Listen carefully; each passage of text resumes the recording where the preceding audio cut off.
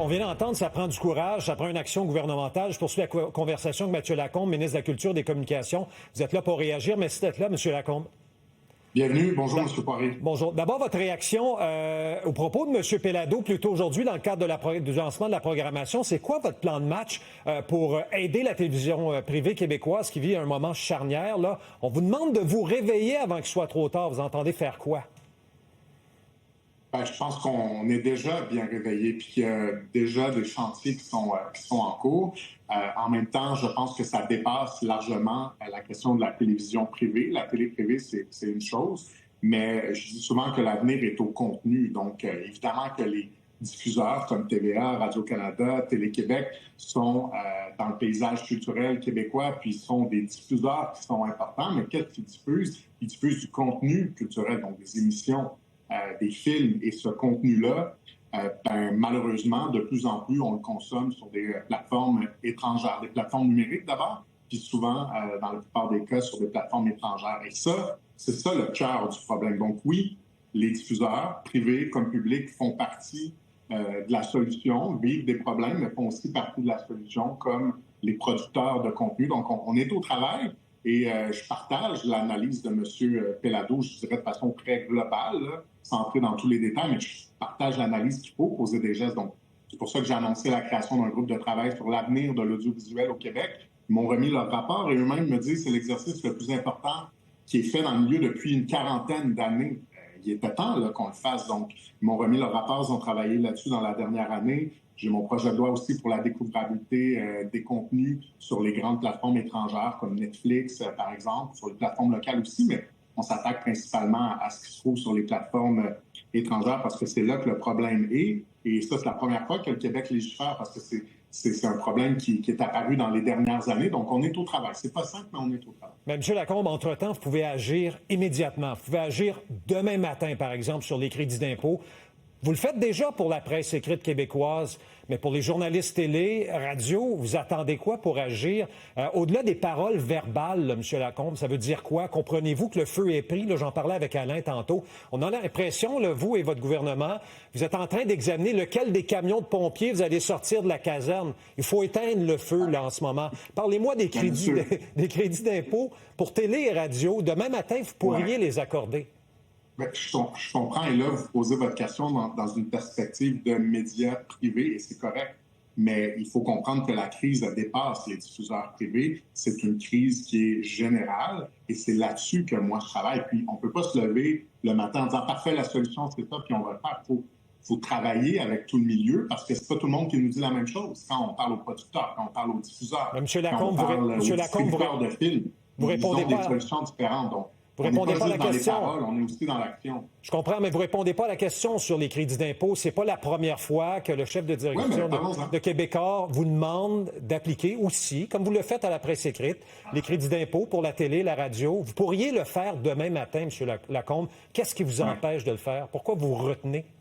Donc, sur ce morceau très précis que sont les diffuseurs privés, puis le journalisme électronique, donc télé, radio, vous avez raison qu'actuellement, le crédit d'impôt québécois ne s'applique pas à eux. Traditionnellement, le Québec, s'est occupé des médias écrits parce que c'était de notre compétence. Les médias électroniques ont été de compétence fédérale et ils le sont encore officiellement aujourd'hui, mais force est de constater que le gouvernement fédéral, en ce moment, soutient pas les médias dont il a historiquement la responsabilité. Donc oui, c'est une question qui se pose. J'ai déjà répondu à cette question-là en disant ça a l'air plus compliqué que ce l'est parce que souvent les entreprises qui détiennent ces médias, prenez TVA, prenez Cogeco ou en fait prenez Bell, l'exemple sera plus frappant, ont aussi par exemple des services de distribution Internet. Donc ce sont aussi des fournisseurs d'accès Internet qui génèrent par ailleurs des revenus en milliards de dollars. Donc, à quel moment est-ce qu'on peut isoler une entreprise comme TVA? À quel moment on peut isoler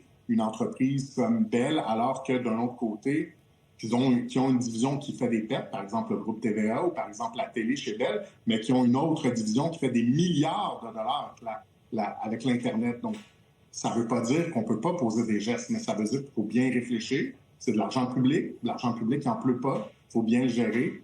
Et je pense qu'on peut poser des gestes pour aider le journalisme, surtout en région, parce que c'est difficile en région. dans les grands centres aussi. Donc, on est en train de regarder cette question-là, d'aider de quelle façon, en fait, je vais le formuler comme ça, on pourrait aider les journalistes, le journalisme radio-télé qui était historiquement pas sous notre responsabilité, mais qui vit une crise actuelle. Mais M. Lacombe, on ne peut pas attendre. Il y a déjà eu près de 700 emplois de coupés depuis 2 ans ici au sein du groupe là, Québecor TVA. Je vous répète ma question. Qu'est-ce que vous allez faire? Il y a urgence d'agir. J'ai rien, depuis le début de l'entrevue, entendu de concret de votre part pour aider, par exemple. Monsieur Poirier, comme ministre, là, j'ai une responsabilité. J'ai devant moi une entreprise, je connais Québecor parce que c'est d'elle dont vous parlez, qui fait effectivement des PEP avec le groupe TVA, donc qui s'occupe du journalisme, mais qui fait des profits très importants avec Vidéotron. Est-ce qu'on doit agir rapidement sans trop se poser de questions en se disant c'est important, parce que c'est vrai que c'est important le journalisme au Québec, puis signer un chèque de fonds publics, ou est-ce qu'on doit s'assurer de le faire de la meilleure façon possible, puis de s'assurer que l'argent public qu'on va investir ne serve pas à enrichir des actionnaires qui attendez, là. Attendez, M. Lacombe. Qui répercutent sur le terrain. Votre gouvernement n'hésite pas à faire un chèque. Oui, bien, votre gouvernement n'a pas hésité à faire des chèques pour Nordvolt. Dans l'aéronautique, c'est pas un problème non plus. On met l'argent quand c'est important.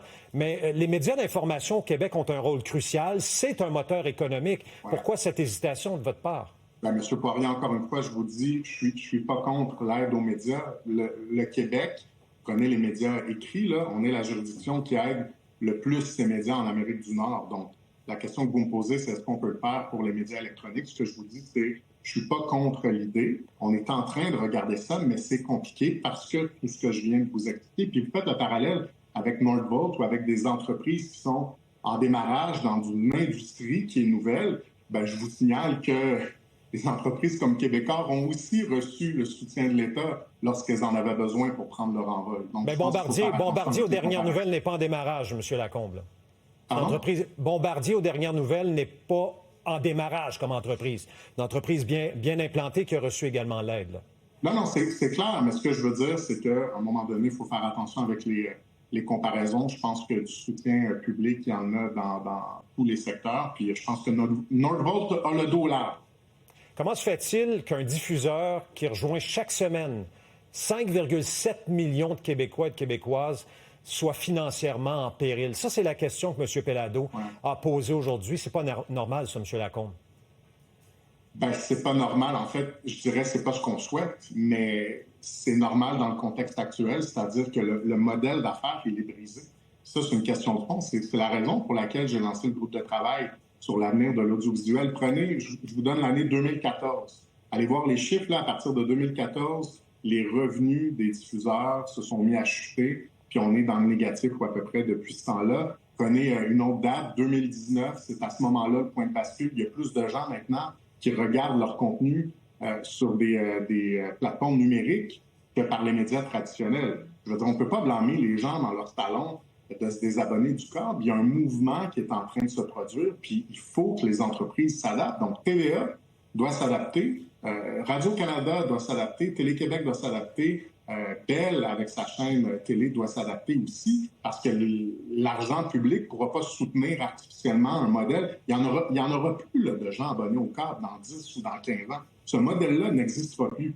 Donc, comment les diffuseurs vont réussir à se transformer, à s'adapter pour arriver dans l'univers numérique qui sera celui dans 10 ou dans 15 ans. Et le rôle du gouvernement, bien, c'est de les accompagner, c'est de structurer notre financement, nos programmes d'aide pour que ça fonctionne dans cet univers-là. Mais nous, seuls, on ne peut pas décider qu'on va sauver le groupe TVA, qu'on va sauver TVA si TVA ne s'adapte pas à son nouvel environnement numérique. Ça, c'est clair. Fait que la responsabilité, je dirais, elle est d'abord et avant tout aux diffuseurs. Mais ensuite, nous, comme gouvernement, il faut l'appuyer. Bien, laissez mourir TVA. Je ne pense pas que c'est un scénario qu'on doit envisager, cependant, M. Lacombe.